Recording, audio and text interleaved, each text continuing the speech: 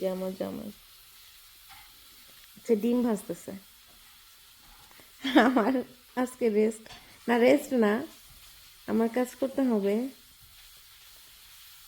কাকন তাকাও তো একটু, উল্টা ঘুরো তো একটু। আমি পরে রান্না করব, এখন ও রান্না করতেছে। আজকে বাইরের ওয়েদারটা ভীষণ সুন্দর। হাই এভরিওয়ান, সবাই কেমন আছেন? আশা করছি খুব ভালো।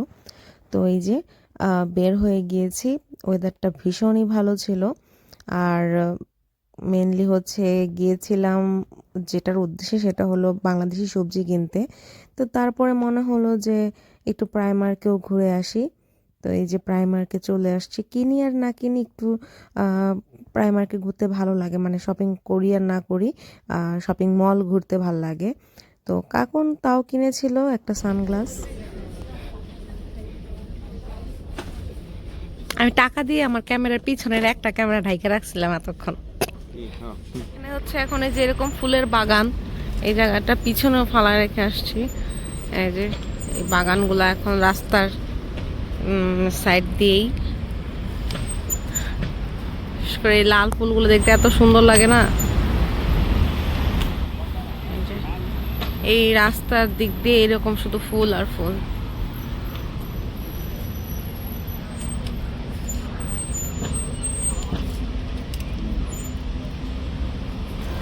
এই যে আমার জামাই নতুন সানগ্লাস কিনছে।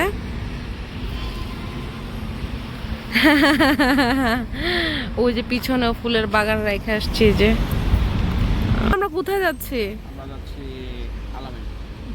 কেন যাচ্ছি? হ্যাঁ, যাচ্ছিটা কেন? ওকে, মানে যাচ্ছিটা কেন?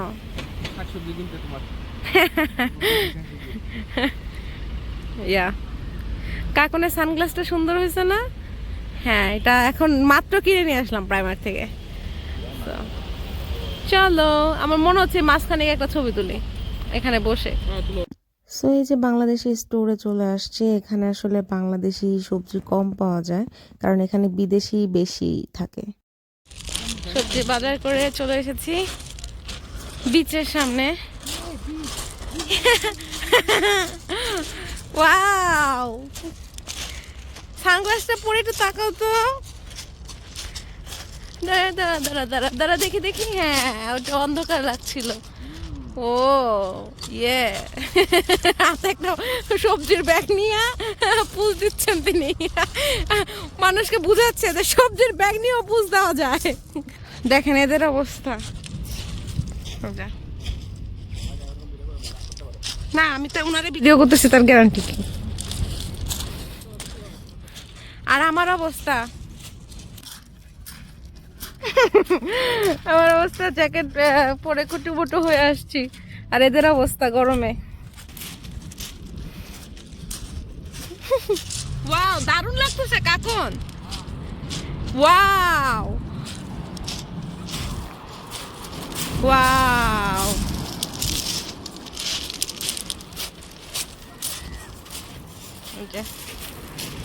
দেখেন চিৎকার হয়ে আছে। না, পা যেতে হবে না।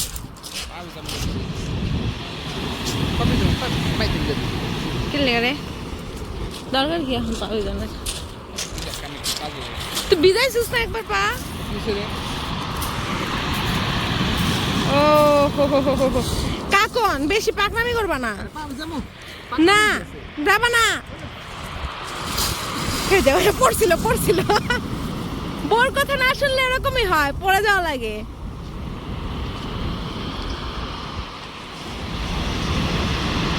এখন ভিজে গেছে, আর প্যান্ট ভিজায় ফেলছে।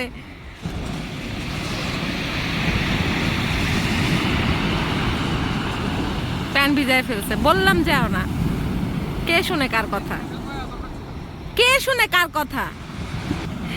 কে শুনে কার কথা? ভিজেই ফেলছে আমার জামাই। হ্যাঁ, আমার জামাই ভিজেই ফেলছে। দেখি প্যান্টটা একটু দেখান। দেখেন ভিজাই ফেলছে, দেখেন। বললাম যাও না।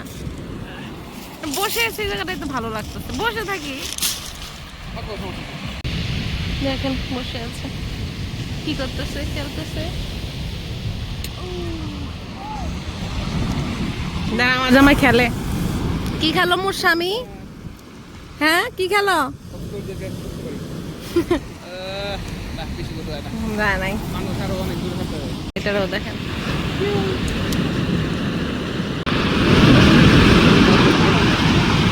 এটা নামছে।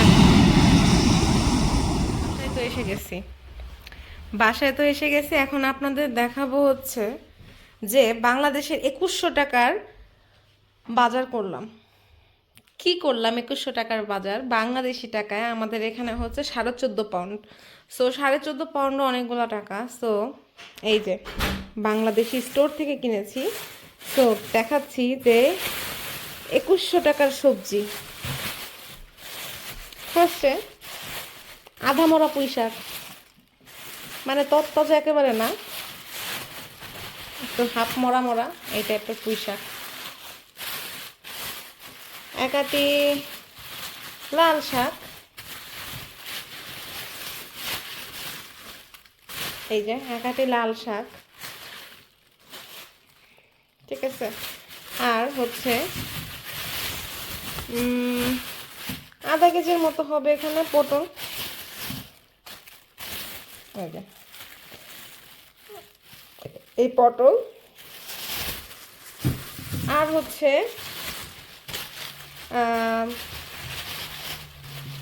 এই একটা লেবু। সো এই কয়েকটা বাজার আপনাদের বাংলাদেশি টাকায় 2100 টাকা, 2100 টাকার একটু উপরে, 2185 না 25 যেন। এগুলা হচ্ছে বাংলাদেশি স্টোর থেকে এনেছি। সো 14.5 পাউন্ডের সবজি এখানে। আর আলদি থেকে এনেছি 7.5 টাকার বাজার। সেখানে আছে হলো একটা এই যে এরকম টুইস্ট, আছে হলো এই যে একটা বেকড ফ্রাইড চিপসের মতো আর কি, যাই হোক এইটা আছে। হচ্ছে এই যে কলা, আর আছে হলো এই যে আস্তা বিশাল বড় মুরগি, আনারস। সো এই এতগুলো বাজার হচ্ছে 7.5 পাউন্ড, মানে হচ্ছে বাংলাদেশি টাকায় কত হবে, 1200-র মতো। সো তারপর আমি এই যে আস্তা মুরগিটা কাটলাম, এখন হচ্ছে রান্না বান্না করব। তো কেটে এই যে বেসিনের সামনে রাখছি ধুবো। আর এই যে এইসব সবজি দিয়ে একটা সবজি রান্না করব। বাঁধাকপি, মিষ্টি কুমড়, ক্যাপসিকাম, মূলা, পুঁই শাক, পটল, ঝিঙা, আর এটা হচ্ছে গাজর, ফুলকপি, আর হচ্ছে বরবটি, আর 2টা সিম ছিল, সিম। তো এগুলো দিয়ে আমি হচ্ছে একটা সবজি রান্না করব খিচুড়ির সাথে। সো ফার্স্টে আমি বেগুন কেটে নিচ্ছি। মানে সব সবজি আমি অল্প অল্প করে দিব, তাতেই অনেক হয়ে যাবে, কারণ আমি অনেক রকমের সবজি নিয়েছি। আর পাঁচমিশালি সবজিটা একটু যত বেশি সবজি হবে ততই কিন্তু ভালো লাগবে। আর অনেক দিন ধরে আসলে এরকম পাঁচমিশালি সবজি খাওয়া হয় না। তো যখনই আমি কাটছিলাম এত কালারফুল লাগতেছিল, তো তখনই মনে হচ্ছিল যে আমি কাঁচা কাঁচাই খেয়ে ফেলি, এরকম একটা অবস্থা। আসলে আমি সবজি অনেক মানে বেশি, আমার আসলে সবজির প্রতি নাই, মানে অরুচি নেই। সবজি আমি খেতে পারি, ভালোই লাগে আমার। সো আমি সবজিটা মিস করি, আসলে বাংলাদেশি সবজি মাছ এগুলো আসলে মিস করি। সবাই মিস করে যারা হচ্ছে দেশের বাইরে থাকে। যতই টাকা দিয়ে কিনেন না কেন, তাজাটা তো আসলে পাওয়া যায় না। তো ওই যে আমি পটল আর ছুলি নাই, এভাবেই দিয়ে দিছি, কারণ পটলের চোখলা তো খাওয়া যায়। তো এই যে এখানে সিম নিয়ে নিয়েছি। আরেকদিন সিম আসলে কিনেছিলাম, আরেকদিন ডাল রান্না করেছিলাম, তো আমার কাছে এই দুইটাই ছিল। তো ভাবলাম এত সবজি আছে, দুইটাই যথেষ্ট, যা আছে দিয়ে দিই। তো এই যে কাটাকাটি চলছে আমার টেবিলে বসে, চপিং বোর্ড নিয়ে কাটাকাটি করছি। এই যে ঝিঙা, এই ঝিঙা 2টা আনছি হচ্ছে 4 পাউন্ড মনে হয়েছিল 2টা। এরকম দাম আর কি সব কিছু। তো এতগুলা টাকা দিয়ে সবজি কিনেছি, তাও মনে হয় যে মনে একটা শান্তি ছিল যে না আমি বাংলাদেশি সবজি খাবো। আসলে পুঁই শাক চিংড়ি মাছ দিয়ে খাওয়ার খুব ইচ্ছা ছিল, তারপর একটা সবজি রান্না করবো পাঁচমিশালি, এটাও ইচ্ছা ছিল। তো এই জন্যই আসলে কেনাকাটা করা। আর এই যে ফুলকপিটাও কেটে মানে সব রকমের সবজি দিয়ে একটা সবজি রান্না করলে সেটা খেতেও ভালো হয়। আর অনেক দিন ধরে যেহেতু খাই না, এখন তো মার রান্নাও অনেক মিস করি। আসলে নিজে যতই ভালো করে রান্না করি না কেন, ওই কেউ একটু রান্না করে দিলে মুখের সামনে, তখন ওইটা আরও বেশি ভাল লাগে। আর মার হাতের রান্না তো সবারই খুব পছন্দের থাকে, সবারই প্রিয় থাকে। তো যাই হোক, খাবো, সময় হয়তো বা আমার আসবে আবার, যখন মা আসবে হয়তো বা আমি যাব, তখন মা হাতের রান্না খেতে পারবো। তো কাকুন তো আমাকে বলে যে তুমি দেশে গেলে তুমি শুধু সবজি খাবা। আমি বলি কি শুধু সবজি না, মাছও সাথে, মাছ আর সবজি, কারণ এখানে মাংস খেতে খেতে মানে মানে পুরা পাগল হয়ে যেতেছি। মাছ আমি কিনি, মাছ আমি খাই, যেমন পোয়া মাছ কিনেছিলাম, আর মাছ কিনেছিলাম, আমি মাছ খাই, কিন্তু তারপরও ওই দেশের যে টাটকা মাছ সেটা তো আর পাওয়া যায় না। তো মাছ আমি খাই, কিন্তু কাকনকে যত আপনি হচ্ছে মানে মুরগি দিবেন, ওর কোনো কিছুতেই মানে মুখ ফেরত আর মেনলি হচ্ছে বাংলাদেশি স্টোরে গিয়েছিলাম কাঁচা কাঁঠালের সন্ধানে। কাঁচা কাঁঠাল আমার খুবই খুবই খুবই পছন্দের একটা খাবার। তো এখানে আমি কাঁচা কাঁঠাল খুঁজতেছি, আমার সাথে সাথে আমার জামাইও খুঁজতেছে আমার পাগলামির সাথে সাথে। তো শনিবার দিন আসবে বলেছে, সো দেখা যাক। আরও অন্যান্য স্টোরে খোঁজ নেওয়া হয়েছে, না পেলে লাস্ট ভরসা অ্যামাজন। সো কিছু বাস্তব কথা বলি, যেমন আমি আমার ফ্রেন্ডদের থেকেও শুনেছি কারো কারো শ্বশুর ভালো না, কারো শাশুড়ি ভালো না, কারো ননদ ভালো না। তো তাদের উদ্দেশ্যে বলবো না, এরকম বহু মানুষ আছে, বহু মেয়েরা আছে যারা শ্বশুর বাড়িতে গিয়ে অবহেলিত বা ভালোবাসা পায় না, সম্মান পায় না।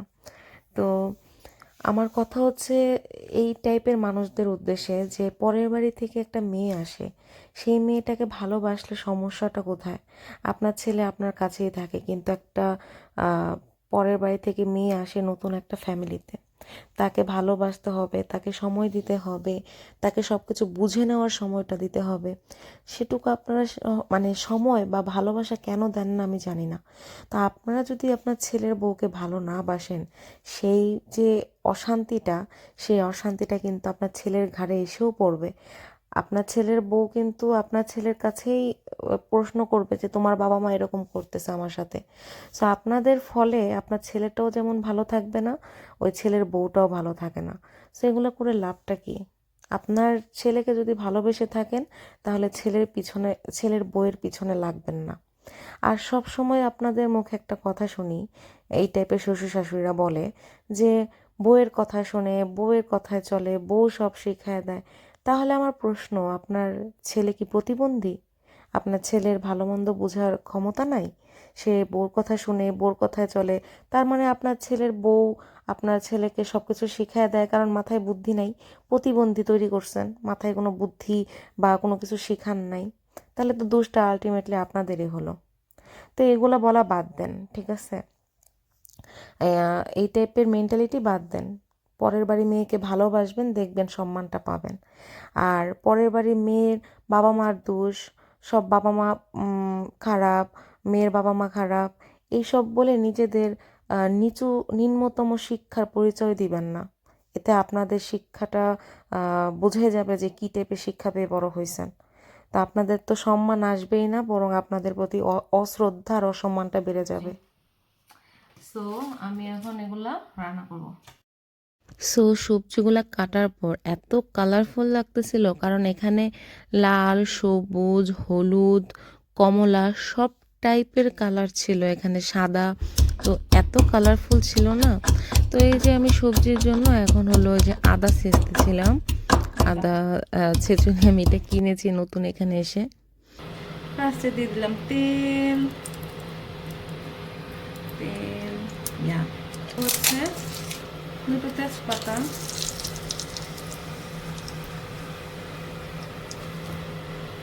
এই তো আমার সবজি রান্না চলছে। কি কালারফুল লাগতেছে, দেখেই ভাল লাগে, শান্তি। সবজি খাবো। এই তো আমার সবজিটা নরম হয়ে আসছে অনেকটা, এই যে। তো মূলা, লাল মূলা এখন হয়ে গেছে। যাই হোক, এই সবজিটা নরম হয়ে আসছে, এই যে। জলটা শুকায় নাই, আরও মুছবে। এই কমপ্লিট, সবজি রান্না কমপ্লিট।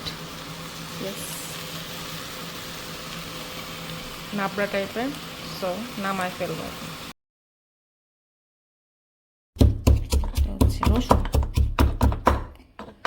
সবজি তো কম। সো এটা হচ্ছে মাংস রান্নার জন্য নিয়ে নিয়েছি। তো আমি তেলের মধ্যে রসুনটা দিই সবার আগে, কারণ সবার আগে বলতে এলাচি দারচিনি দেওয়ার পরে আমি রসুনটা দিই তেলের মধ্যে, কারণ আমার সেই স্মেলটা, রসুনের স্মেলটা খুব ভালো লাগে তেলের মধ্যে যখন পড়ে। মানে আপনি পেঁয়াজ দেওয়ার পর রসুন দিলে সেই ফ্লেভারটা পাবেন না। ফার্স্টে যদি রসুনটা দেন তাহলে ওই মানে কি সুন্দর যে একটা ফ্লেভার লাগে, ওটা খুবই ভালো লাগে আমার। তো এই যে মাংস রান্নার জন্য আজকে হচ্ছে আচারি মাংস রান্না করব, মানে একটু টক টক হবে, আম দিয়ে রান্না করব। তো সেই রেসিপি আমি শেয়ার করব টুকটাক মাঝে মধ্যে, রেসিপি না মানে একটু দেখাবো। তো তোমরা দেখতে থাকো। Smelling and looking so good, so delicious. Oh, really? Oh yes, so fucking tasty. এটা হবে আচারি মাংস, ঠিক আছে? এটা আরো অনেক কিছু বাকি, আর খিচুড়ির সাথে Oh, খুব you're একটা ঝোল loving it. করবো না, Oh right. I'll be in love with it. ঠিক আছে? Alright. ওকে, তোমাকে এখন মাংস দেই, Yeah. পরে সোমবারের সময়। সো যেহেতু আচারি মাংস, তাই আমি ফার্স্টে সরিষার তেল দিয়ে দিলাম। তো এটা সোমবার দিব। তো সরিষার তেল দিয়ে তারপর হচ্ছে 5 ফোড়ন দিব। আর খিচুড়ির সাথে একটু আচারি টাইপের খাবার কিন্তু ভালোই লাগে, একটু টকটক জাতীয় খাবার। আর মাংসটা যদি একটু আচারি ফ্লেভার আসে তাহলে তো আরও বেশি ভালো হয়, যেহেতু আমার কাছে আচার নাই। তো এই আম দিয়ে হচ্ছে 5 ফোড়ন দিয়ে আচারি মাংস করেছিলাম। বিশ্বাস করেন, আমি নিজেটা নিজেই বলতেছি, কাকনও খুব ভালো বলেছে এবং আমার নিজেরও খুব ভালো লেগেছে। আর আমি ফার্স্ট টাইম এভাবে রান্না করলাম, আগে কখনো করি নাই। তো আমগুলা হচ্ছে আমার ফ্রোজেন আম। সো এটা এখন আমি একটু ভাজা ভাজা করে ফেলেছি, এখন দিয়ে দেব।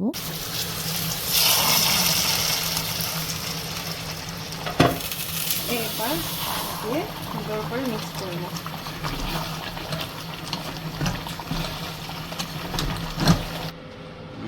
This is the আচারি মাংস, Yeah, that taste is like wow. তাই না? Mm. Mm.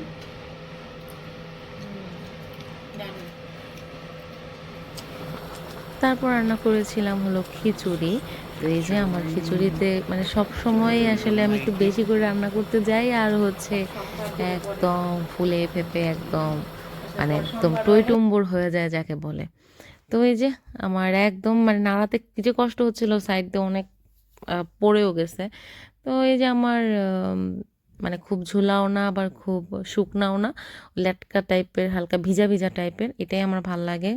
তো আগেও বলেছি, হয় ঝুলা নাহলে এরকম ভিজা ভিজা, এর দুইটার একটা। কিন্তু ওই শুকনা আমার খুব একটা ভালো লাগে না। তো এই যে রান্না মোটামুটি খিচুড়িটাও কমপ্লিট। সো সব কিছু আর পরে ভালো মতো দেখাতে পারলাম না, যেহেতু আমার মোবাইলে একদম চার্জ ছিল না, মোবাইলে প্রায় 2% চার্জ ছিল। তো আর ভিডিও করতে পারিনি। তো আজকের ব্লগটা এখানেই, সবার কেমন লাগলো রান্নাগুলা এবং ব্লগটা দেখতে। তো আজকের মতো টাটা, সবাই খুব ভালো থাকবেন, আর যারা চ্যানেলটা সাবস্ক্রাইব করেন নাই প্লিজ করে দিয়েন। আজকের মতো বাই।